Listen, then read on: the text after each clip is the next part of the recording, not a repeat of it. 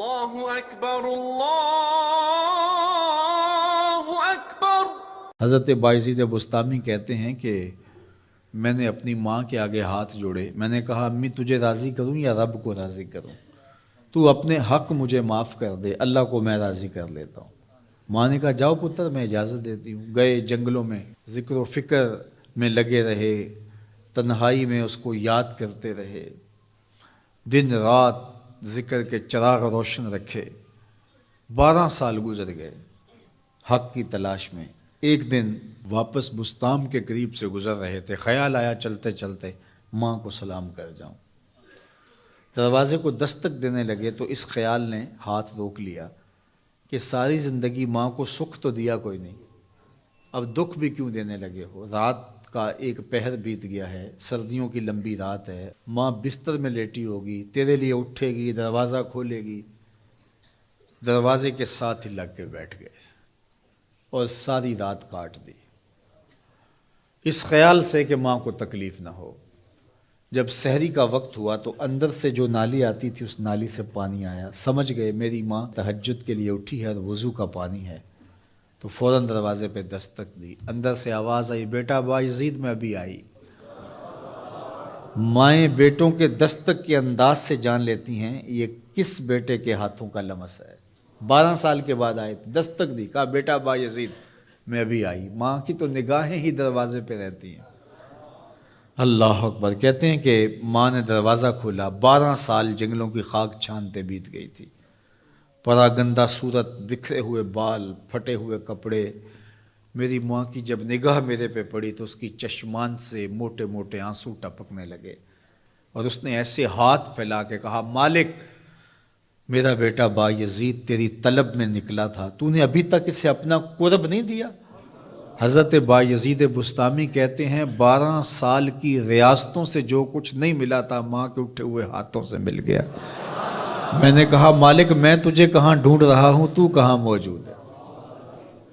تو ماں باپ کی رضا اللہ کی رضا کا دروازہ کھولتی ہے۔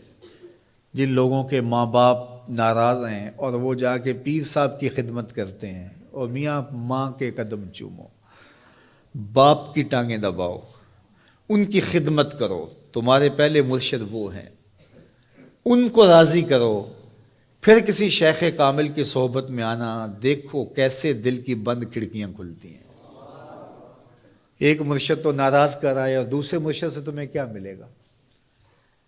تو راستہ یہیں سے کھلے گا۔ والدین کو کبھی ناراض نہ کرو، والدین کو کبھی دکھ نہ دو، والدین کو کبھی تکلیف نہ پہنچاؤ، اور والدین کو بھی چاہیے کہ اپنی اولاد کو اپنا نافرمان نہ بنائے۔ ایک بزرگ فرماتے ہیں کہ مجھے برابر 30 سال ہو گئے ہیں کہ میں اپنی اولاد کو کوئی حکم ہی نہیں دیا، کوئی حکم نہیں دیا۔ کوئی چیز مجھے چاہیے بھی ہوتی ہے تو میں بصیغہ امر نہیں کہتا، بلکہ ایسے ہی بات کر رہی ہوں۔ پانی چاہیے تو یہ نہیں کہتا بیٹا پانی لے کر آؤ، میں ویسے کہتا ہوں پیاس لگی ہوئی ہے، تو اگر وہ سمجھ جائے اور وہ خود لے آئے تو اچھی بات ہے، لیکن اگر وہ نہ لائے تو میں نے اس کو حکم ہی نہیں دیا، امر ہی نہیں کیا، تو اس امر کی مخالفت ہی لازم نہیں آئے گی۔ تو کہا 30 سال برابر گزر گئے ہیں، میں نے اپنی اولاد کو حکم نہیں دیا کہ کہیں وہ میری نافرمان نہ ہو جائے، چونکہ اگر وہ نافرمان ہو گئی پلے کچھ نہیں رہے گا۔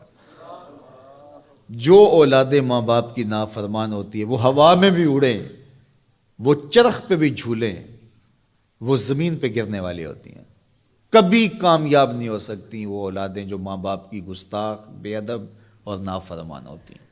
وہی اولادیں سرخرو، کامیاب اور کامگار اور بامراد ہوتی ہیں جو ماں باپ کی خدمت کرتی ہیں، ماں باپ کی دعائیں لیتی ہیں۔ وہ ایک بچہ ماں باپ کے پاؤں دبا رہا تھا، تو ایک بچہ ایک بر اعظم میں، دوسرا دوسرے بر اعظم میں، تیسرا تیسرے بر اعظم میں بڑے بڑے کاروبار کر رہا تھا۔ تو کوئی اس کا دوست ملنے آیا، اس نے کہا کہ اس نکمے کو بھی کہیں بھیج دو، فلاں جو ہے وہ یورپ میں ہے، فلاں امریکہ میں ہے، وہاں اتنی بڑی کمپنی اس نے کھولی ہوئی ہے، اس نکمے کو یہاں بٹھایا، اس کو بھیج دو، یہ تو نکمہ کسی کام کا نہیں۔ کہا یہ نکمہ ہی تو میرے کام آ رہا ہے، کہ نکمہ ہی تو میرے کام آ رہا ہے۔